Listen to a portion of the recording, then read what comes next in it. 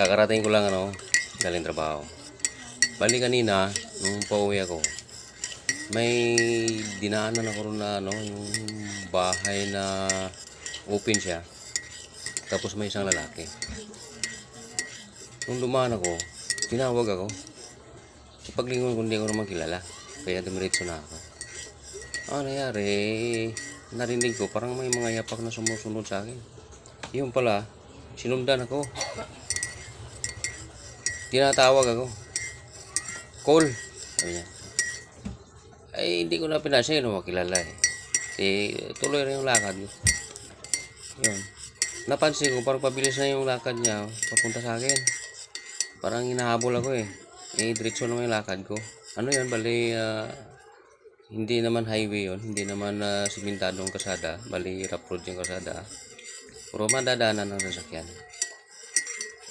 Shortcut yun kasi ng galing sa trabaho ko.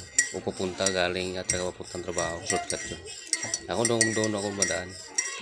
Sa madaling salita, yun, hindi ko na malayan.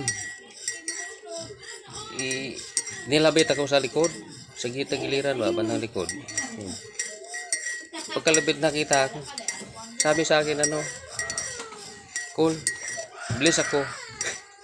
Yun. Diba? Hindi ko di ba? Hindi ko kilala, hindi ko siya kilala, hindi niya rin ako kilala. Basta lang siguro nasanay na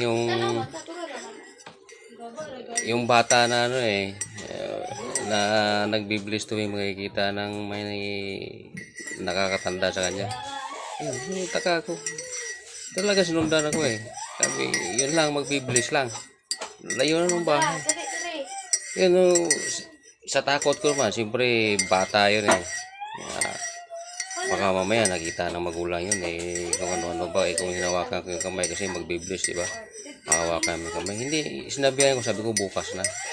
Balik ka na rin, uwi ka na. Hindi ko siya hinawakan kaya mamaya hindi ako kilala. At saka ngayon lang siya numaan doon eh. Hindi rin ako kilala nung papa. Baka mamaya i-charge sa'yo na kidnapping nun. Diba? Maliit pa yun. Lalaki. Batang lalaki, maliit pa. Talagang nasanay na siguro yun na tuwing makikita na nakakatanda, nagbi-bless. Yun. Oh, may nagbi-bless din. Yun ang naranasan ko ron sa pag-uwi ko. No? Share ko lang sa inyo yun. Bihira lang yun, di ba? Bullying ka para lang mag-bless, di ba? Hindi mo makakilala. Hindi talaga siya nakapag-bless. Hindi ko nakapag-bless sa kanya. Hindi ko siya pinabless dahil yun nga sa takot ko. Baka mamaya i-charge sa yun kung ano-ano kasi hindi ko mag-isa kilala. Hindi ko kilala. Hindi ko kilala magulang niya. Nambihan ko na siya. Sabi ko bukas na. Ayun na. Nabalit siya lang. Hindi mo ba?